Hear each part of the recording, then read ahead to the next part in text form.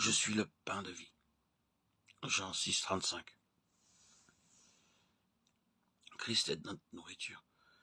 Quand un enfant vient de naître, la première chose est de le nourrir, car c'est une nécessité pour son développement.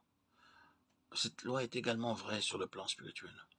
Ce qui doit être nourri, c'est l'homme intérieur, c'est-à-dire notre esprit. Le Saint-Esprit est particulièrement soucieux de son développement et de sa croissance pour l'amener à l'état de maturité duquel va dépendre notre capacité de connaître le Seigneur, de travailler avec lui, en apportant notre contribution. Nos yeux intérieurs doivent être ouverts sur la vie de notre parfait modèle, parce que c'est lui qui doit nous être révélé par le Saint-Esprit, afin que nous voyions comment lui se nourrissait et comment nous aussi nous pouvons faire de lui notre pain de vie. Selon Jean 6, 56, le Seigneur déclare « Celui qui mange ma chair et qui boit mon sang demeure en moi, et je demeure en lui. » Manger et boire, c'est se nourrir. Que se passe-t-il alors? Voyez la réponse. Il demeure en moi, et je demeure en lui. Il, le croyant, qui demeure en moi, Christ, et je, toujours Christ, demeure en lui. En se nourrissant de lui, nous demeurons en lui, et lui en nous. Gardons cela pas devers nous, et lisons maintenant Jean 4, 34. Examinons sa déclaration concernant sa nourriture. Que dit-il? Ma nourriture est de faire la volonté de celui qui m'a envoyé, et d'accomplir son œuvre. Nous avons là le secret de sa vie avec le Père. Pour lui, se nourrir, s'alimenter, consistait à faire la volonté de Dieu.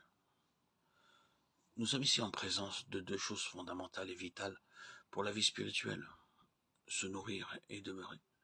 Ces deux choses sont liées et fondues avec la volonté de Dieu. Faire la volonté de Dieu implique que je demeure uni à lui, car rechercher et faire sa volonté signifie que j'ai renoncé entièrement à vivre pour et par moi-même, et que ma seule et unique préoccupation est de faire ce que lui veut, et uniquement ce qu'il veut. Cela implique la déposition de toute volonté propre, tout mobile, tout intérêt pour soi, en recherchant de tout son cœur sa volonté en demeurant uni à lui. Notre tête, sa vie, irrigue notre homme intérieur, le fortifie, le développe en capacité, et parce que nous sommes un avec lui dans sa volonté, nous participons à son contentement, à sa satisfaction. C'est ainsi que nous enregistrons un réel rafraîchissement dans l'esprit, et alors que nous sommes uniquement occupés de lui, sa vie répond à tous nos besoins et aspirations les plus profonds. C'est par une semblable expérience que nous demeurons en lui, et lui en nous, étant un avec lui dans tout ce qu'il désire. Je suis la lumière du monde, Jean 8, 12. Jésus déclare qu'il est notre lumière. Si nous le suivons, il nous accorde la lumière de la vie. Au chapitre 1 de l'évangile de Jean, nous lisons « En elle était la vie, et la vie était la lumière des hommes ». Jean 1, 4. La vie était la lumière procède de la vie. Sans lumière, nous ne pouvons voir. Spirituellement, nous ne voyons pas les choses de Dieu que par la lumière de cette vie qui nous éclaire. Si elle nous gouverne, car elle est là pour que nous le suivions. Si nous vivons indépendamment de Christ, nous n'avons pas de lumière. Sa vie éclaire uniquement si nous vivons pour le Fils. Cette lumière, cette intelligence sont dans la vie, voir avec les yeux de cette vie, afin de voir Christ, par une révélation du Saint-Esprit. Nous ne pouvons rien connaître, ni de nous-mêmes, ni de Christ, à moins de demeurer en lui par la foi. En demeurant en Christ, notre vie, c'est sa vie qui nous enseigne. Elle véhicule en nous tout ce qu'il est en lui. Et ce n'est que par sa vie que nous possédons l'expérience que Christ est notre paix, notre repos, notre joie.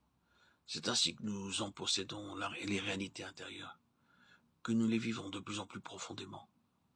En d'autres termes, nous n'avons pas seulement des mots que nous connaissons de façon objective, mais nous en possédons intérieurement les valeurs. Nous les vivons, elles sont en nous, plantées dans sa vie, qui coule en nous. Vivre en lui et par lui passe tout d'abord par vivre pour Christ. Cela signifie l'abandon de tout notre être à Christ. Seul le profond besoin de vivre pour lui, par amour pour lui, permet à l'esprit de faire couler cette vie dans les sarments que nous sommes. C'est par elle que nous voyons progressivement les valeurs et les richesses infinies que nous possédons en Christ.